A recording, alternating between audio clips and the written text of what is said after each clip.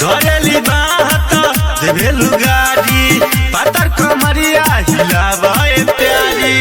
ढेर दिन खैलू सरतिया के हसरतिया के बाटे साटा लिखाइल सारी रतिया के जवानी लुटा द बरतिया पे बाटे साटा लिखाइल सारी रतिया के जवानी लुटा द बरतिया पे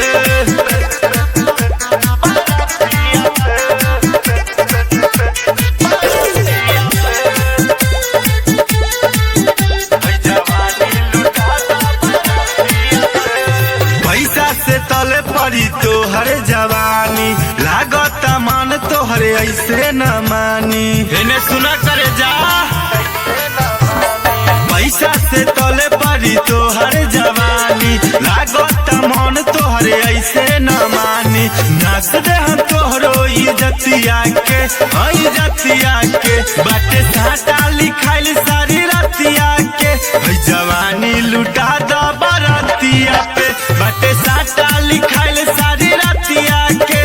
जवानी लुटा द बरतिया पे